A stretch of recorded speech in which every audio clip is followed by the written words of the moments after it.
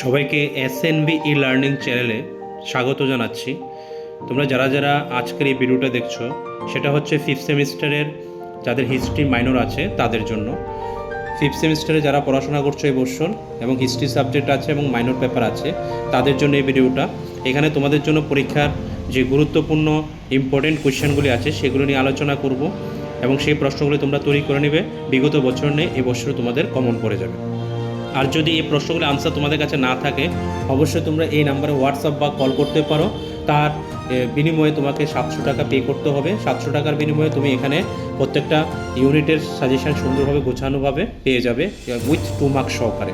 তাহলে আর দেরি করবে না, যদি না থাকে সাজেশানটা দেখার সঙ্গে সঙ্গে ফোন করে বা কল করে বা হোয়াটসঅ্যাপে মেসেজ করে নোটসগুলি নিয়ে পড়াশোনা তৈরি করতে পারো। যদি থাকে সেগুলি পড়ে সুন্দরভাবে পরীক্ষাটা দিয়ে নাও। তাহলে চলো দেখে নিই তোমাদের এবারে পরীক্ষার জন্য কোন কোন প্রশ্নগুলি তোমাদের ভালো করে তৈরি করতে হবে সেগুলো একবার এক নজর দেখে নাও। প্রথম ইউনিট থেকে 4টে প্রশ্ন রেখেছি, সেখান থেকে বলেছি discuss the causes and result of the decline of feudalism in western Europe. তারপর discuss the significance of the treaty of Westphalia. তারপর discuss the reasons of the rise of absolute monarchies in England. Discuss the causes of the 30 Years war. তাহলে এই 4টে প্রশ্ন থেকে যদি 4টে পড়তেও না পারো অ্যাটলিস্ট 2টো প্রশ্ন ভালো করে দেখবে, 1 নম্বর এবং যদি পারো 2 নম্বর বা 4 নম্বর থেকে যে কোনো একটা পড়ে নেবে ভালো করে। 2 নম্বর বা 4 নম্বর থেকে যে কোনো একটা, 1 নম্বরটা অবশ্যই রাখবে। তারপরে চলো ইউনিট 2 থেকে রেখেছে 2টো প্রশ্ন, সেখানে কমানো কিছু নেই।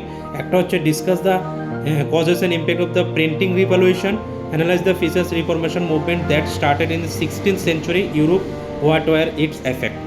এই 2টো প্রশ্ন তৈরি করতে পারো। তারপরে ইউনিট 3 থেকে রেখেছি 4টে প্রশ্ন, সেখান থেকে কি আছে। প্রথম প্রশ্নটা হচ্ছে কজেস অ্যান্ড ইম্প্যাক্ট বা significance of American War of Independence. Discuss the causes and consequence by impact of Industrial Revolution in England. Discuss the causes and nature impact of Price Revolution 18th century regard as the age of enlightenment. Discuss its features, impact of society, some leading enlightened despots, what were its defects. এই হচ্ছে unit 3 থেকে। এখান থেকে অবশ্যই তোমরা American war, তারপরে industrial revolution এবং price revolution এই 3টে প্রশ্ন ভালো করে দেখতে পারো। আর এবার তোমাদের 3টে ইউনিটে আছে মিক্সড করে কোশ্চেন আসবে, যে কোনো ইউনিট থেকে 2টো আনসার করতে পারো, 3টো আনসার করতে বেশি পড়লে কোনো অসুবিধা নেই। 8টা থাকবে। ফার্স্ট সেমিস্টারে যেরকম প্রশ্ন এসেছিলো ইউনিট ছাড়া 8টা থেকে যে কোনো 4টা আনসার করবে এবং এই 3টে ইউনিট থেকে 8টা কোশ্চেন দেওয়া হবে। তাহলে এই প্রশ্নগুলি আনসার তোমরা ভালো করে তৈরি করে পড়ে নেবে। আর না থাকলে স্ক্রিনে দেওয়া নাম্বারে কল বা উপরোক্ত যে নাম্বারটা আছে এই নাম্বারে কল করে আমার সঙ্গে যোগাযোগ করে PDF ফর্মে নোটসগুলি নিয়ে তাড়াতাড়ি পড়াশোনা শুরু করে দেবো। ভিডিওটা শেষ পর্যন্ত দেখার জন্য সবাইকে ধন্যবাদ জানাচ্ছি।